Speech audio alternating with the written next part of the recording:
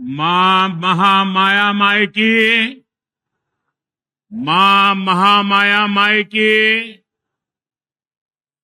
हमर बहिनी भाई दद्दा और जम्मू संगवारी मल्ला मोर जय जोहार।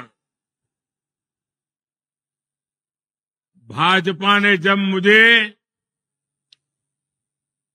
प्रधानमंत्री पद का उम्मीदवार बनाया था, तब अंबिकापुर में ही आपने लाल किला बनाया था।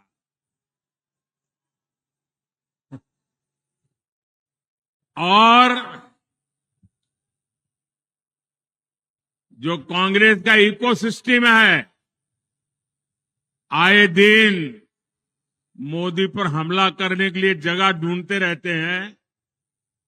उस पूरी टोली ने उस समय मुझ पर बहुत हमला बोल दिया था। ये लाल किला कैसे बनाया जा सकता है, अभी तो प्रधानमंत्री का चुनाव बाकी है और ये लाल किले का दृश्य बना करके वहां से सभा कर रहे, कैसा करते, यानी तूफान मचा दिया था। बात का बवंडर बना दिया था। लेकिन आपकी सोच से वही मोदी लाल किले पर पहुंचा और राष्ट्र के नाम संदेश दिया।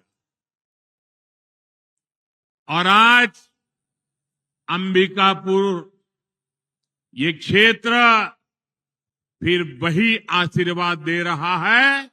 फिर एक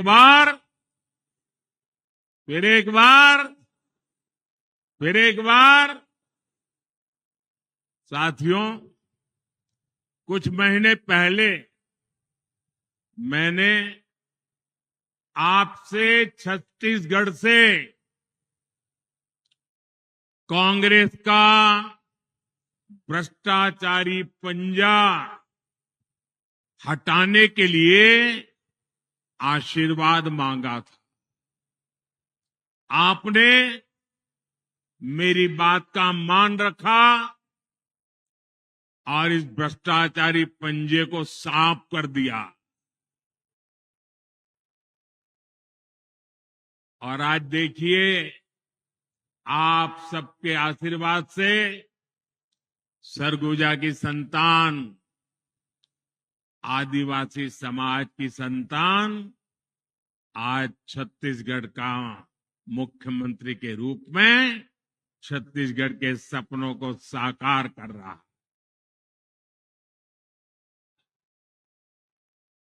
और मेरे अनन्य साथी भाई विष्णु जी विकास के लिए बहुत तेजी से काम कर रहे हैं।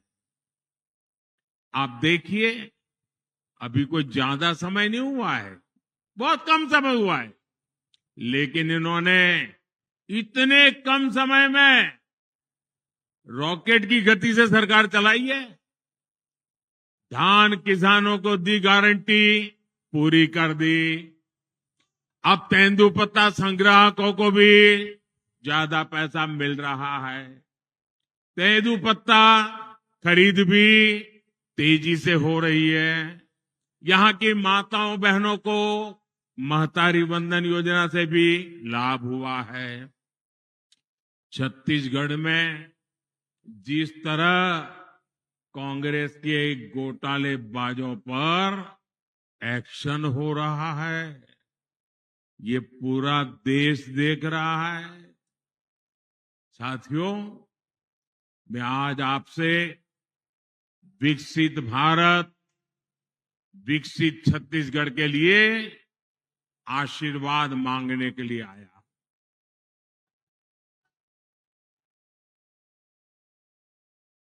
जब मैं विकसित भारत कहता हूं तो कांग्रेस वालों का और दुनिया में बैठी कुछ ताकतों का माथा गर्म हो जाता है। अगर भारत शक्तिशाली हो गया तो कुछ ताकतों का खेल ही बिगड़ जाएगा। आज अगर भारत आत्मनिर्भर बन गया तो कुछ ताकतों की दुकान बंद हो जाएगी। इसलिए वो भारत में कांग्रेस और इंडी गठबंधन की कमजोर सरकार चाहते हैं। ऐसी कांग्रेस सरकार जो आपस में लड़ती रहे, जो घोटाले करती रहे। साथियों, कांग्रेस का इतिहास सत्ता के लालच में देश को तबाह करने का रहा। देश में आतंकवाद फैला, किसके कारण फैला? किसके कारण फैला? किसके कारण फैला? किसके कारण फैला? देश में नक्सलवाद बढ़ा, किसके कारण बढ़ा? किसके कारण बढ़ा? साथियों, कांग्रेस का कुशासन और लापरवाही यही कारण है कि देश बर्बाद होता गया। आज भाजपा सरकार आतंकवाद और नक्सलवाद के विरुद्ध कड़ी कार्रवाई कर रही है, लेकिन कांग्रेस क्या कर रही है? कांग्रेस हिंसा फैलाने वालों का समर्थन कर रही है। इतना ही नहीं, जो लोग निर्दोषों को मारते हैं, लोगों का जीना हराम कर देते हैं, पुलिस पे हमला करते हैं, सुरक्षा बलों पर हमला करते हैं, अगर वो मारे जाएं तो एक कांग्रेस वाले उनको शहीद कहते हैं। जब आप ऐसे लोगों को शहीद कहते हो ना, तो इस देश के शहीदों का, वीरों का अपमान करते हो। इसी कांग्रेस की सबसे बड़ी नेता आतंकवादियों के मारे जाने पर आंसू बहाती है।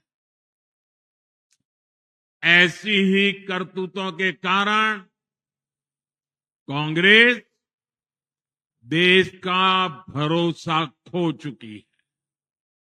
भाइयों और बहनों, आज जब मैं सरगुजा आया हूं तो कांग्रेस की मुस्लिम लीगी सोच को देश के सामने रखना चाहता हूं।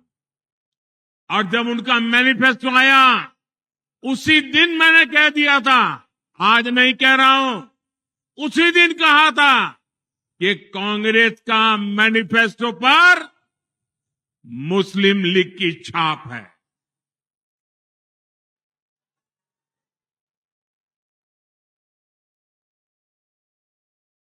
साथियों, जब संविधान बन रहा था,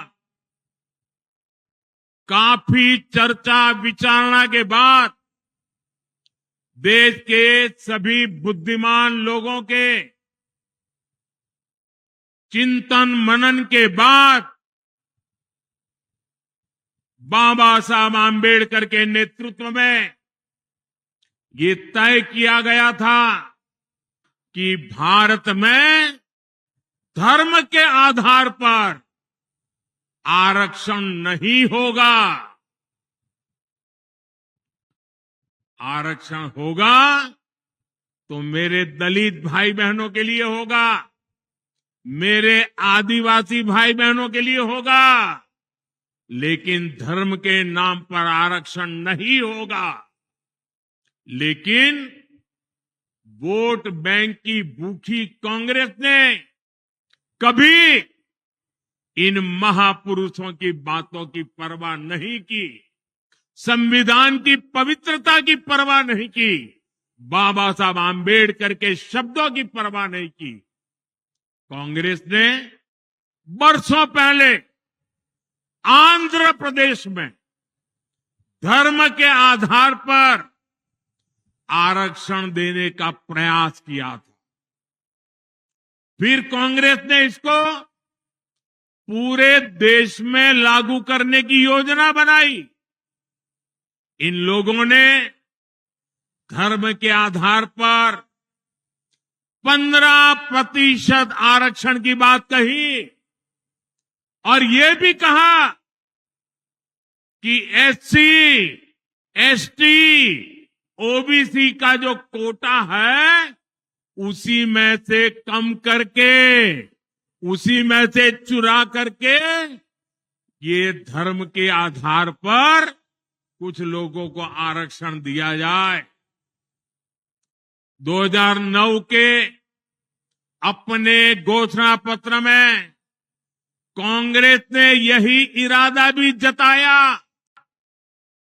2014 के कांग्रेस के घोषणा पत्र में भी इन्होंने साफ साफ कहा था कि वो इस मामले को कभी भी छोड़ेंगे नहीं। मतलब धर्म के आधार पर आरक्षण देंगे, अगर दलितों का, आदिवासियों का आरक्षण कट करना पड़े तो करेंगे। कई साल पहले कांग्रेस ने कर्नाटका में धर्म के आधार पर आरक्षण लागू भी कर दिया था। जब वहां बीजेपी सरकार आई तो हमने संविधान के विरुद्ध, बाबा साहब आम्बेडकर की भावना के विरुद्ध कांग्रेस ने जो निर्णय किया था उसको उखाड़ करके फेंक दिया और दलितों को, आदिवासियों को, पिछड़ों को उनका अधिकार वापस दिया। लेकिन कर्नाटक की कांग्रेस सरकार, उसने और एक पाप किया। मुस्लिम समुदाय में जितनी भी जातियां हैं सबको उन्होंने ओबीसी कोटा में डाल दिया और ओबीसी बना दिया। यानी जो हमारे देश के ओबीसी समाज को लाभ मिलता था उसका बड़ा हिस्सा कट गया और वो भी वहां चला गया। यानी कांग्रेस ने सामाजिक न्याय का अपमान किया, सामाजिक न्याय की हत्या की। कांग्रेस ने भारत के सेक्युलरिज्म की हत्या की। कर्नाटका अपना यही मॉडल, ये कांग्रेस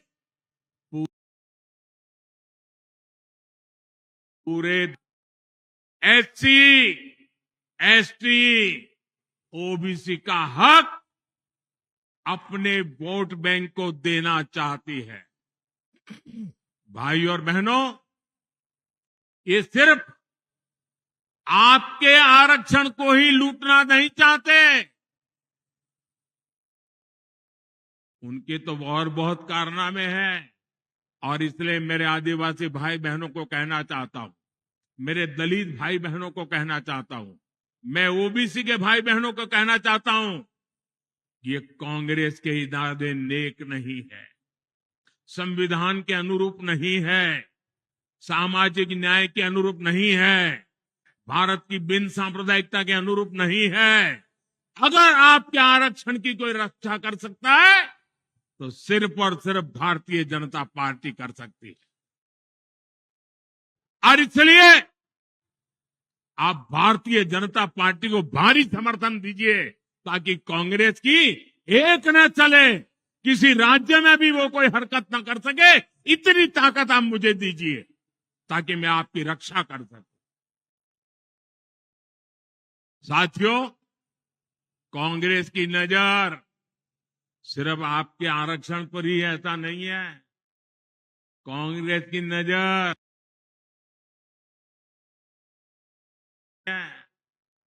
कांग्रेस की नजर आपकी कमाई पर, आपके मकान, दुकान, खेत, खलिहान पर भी है। कांग्रेस के शाहजादे का कहना है कि ये देश के हर घर, हर अलमारी, हर परिवार की संपत्ति का एक्सरे करेंगे। हमारी माताओं बहनों के पास जो थोड़ा बहुत स्त्री धन होता है, गहने जेवर होते हैं, कांग्रेस उनकी भी जांच कराएगी। यहां सरगुजा में तो हमारी आदिवासी बहनें चंदवा पहनती है, हंसूली पहनती है, हमारी बहनें मंगलसूत्र पहनती हैं। कांग्रेस ये सब आपसे छीनकर वो कहते हैं हम इक्वली डिस्ट्रीब्यूट कर देंगे। अब आपको मालूम है ना वो किसको देंगे? मालूम है ना किसको देंगे? आपसे लूट करके किसको देंगे मालूम है ना? मुझे कहने की जरूरत है क्या? क्या ये पाप करने देंगे क्या आप? और कहती है कांग्रेस सत्ता में आने के बाद ही वो एक के बाद ऐसे क्रांतिकारी कदम उठाएगी। अरे ये सपने मत देखो, देश की जनता आपको ऐसा मौका नहीं देगी।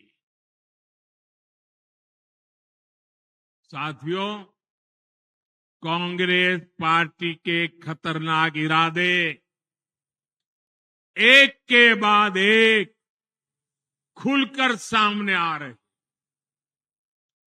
शाही परिवार के शाहजादे के सलाहकार, इस शाही परिवार के शाहजादे के पिताजी के भी सलाहकार, उन्होंने कुछ समय पहले कहा था, और ये परिवार उन्हीं की बात मानता है। उन्होंने कहा था कि हमारा देश का जो मिडिल क्लास है, मध्यम वर्गीय लोग हैं, जो मेहनत करके कमाते हैं, उन्होंने कहा उन पर ज्यादा टैक्स लगना चाहिए। ये इन्होंने पब्लिकली कहा है। अब ये लोग उससे भी एक कदम आगे चले गए हैं। अब कांग्रेस का कहना है कि वो इनहेरिटेंस टैक्स लगाएगी। माता पिता से मिलने वाली विरासत पर भी टैक्स लगाएगी। आप जो अपनी मेहनत से संपत्ति जुटाते हैं, वो आपके बच्चों को नहीं मिलेगी, बल्कि कांग्रेस सरकार का पंजा उसे भी आपसे छीन लेगा। यानी कांग्रेस का मंत्र है कांग्रेस की लूट। कांग्रेस का मंत्र है कांग्रेस की लूट, जिंदगी के साथ भी और जिंदगी के बाद भी। जब तक आप जीवित रहेंगे, कांग्रेस आपको ज्यादा टैक्स से मारेगी, और जब आप जीवित नहीं रहेंगे तो आप पर इनहेरिटेंस टैक्स का बोझ लाद देगी। जिन लोगों ने पूरी कांग्रेस पार्टी पैतृक संपत्ति मानकर अपने बच्चों को दे दी, वो लोग नहीं चाहते कि एक सामान्य भारतीय अपने बच्चों को अपनी संपत्ति दे। भाइयों बहनों, हमारा देश संस्कारों से, संस्कृति से उपभोक्तावादी देश नहीं है।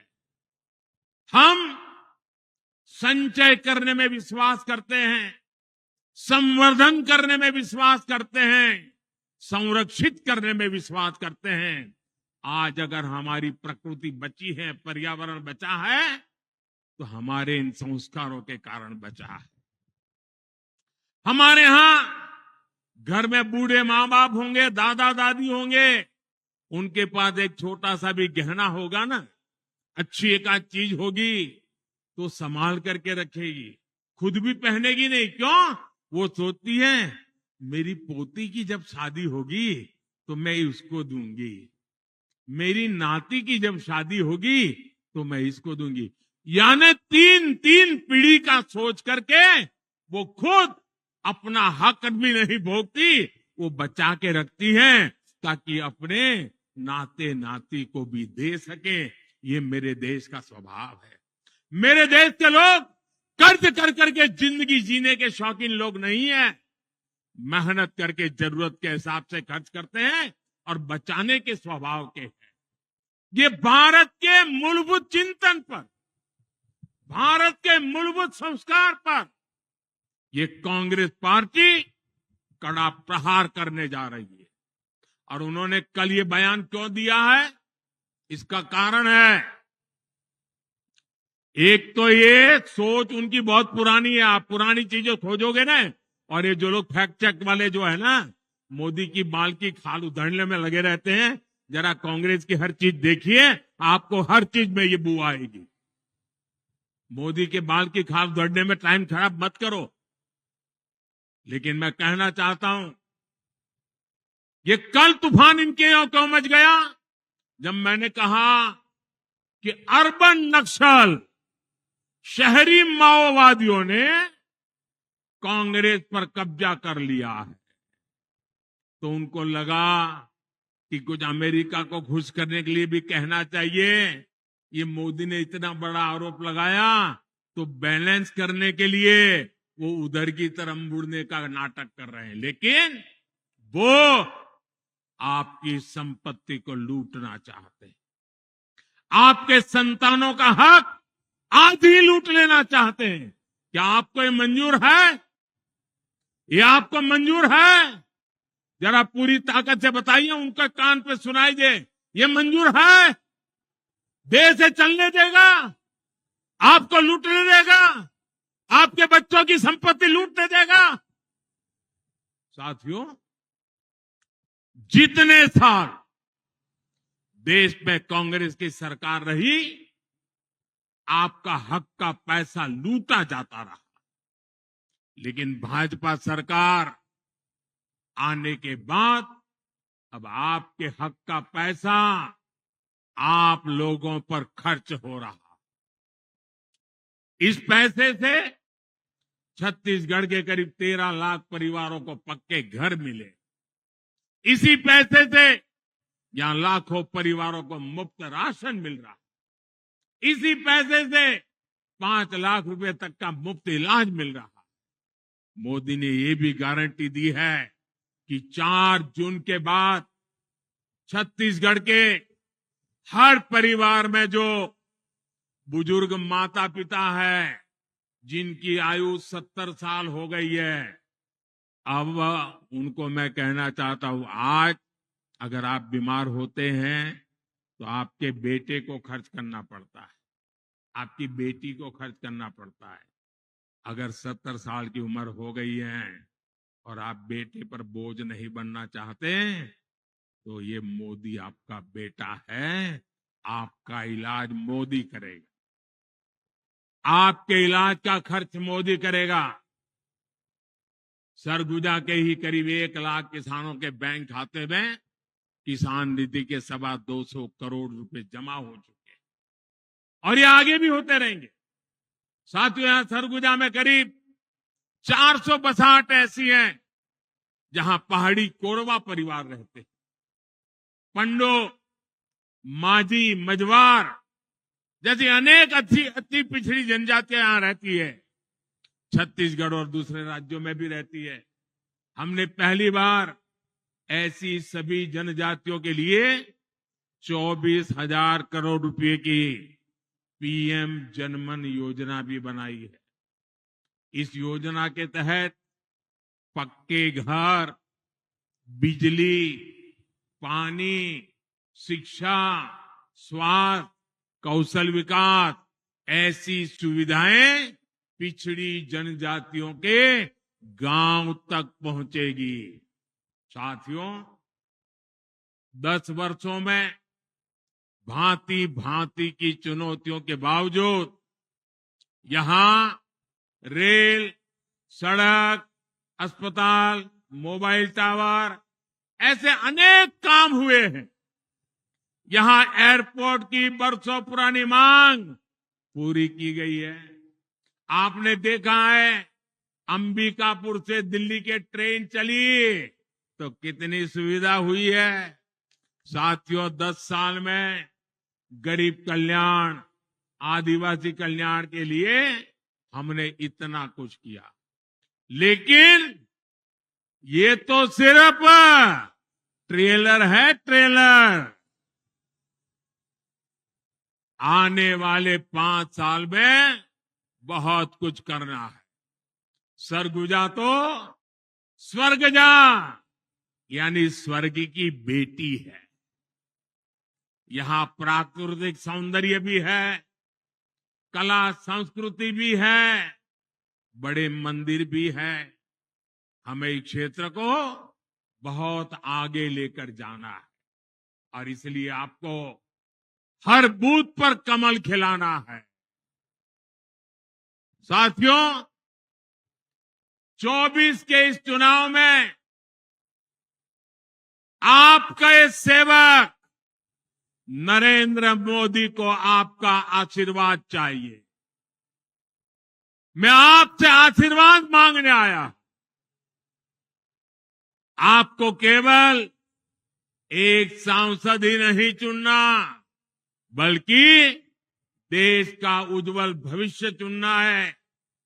अपने आने वाली पीढ़ियों का भविष्य चुनना है। इसलिए राष्ट्र निर्माण का ये मौका बिल्कुल न गंवाएं।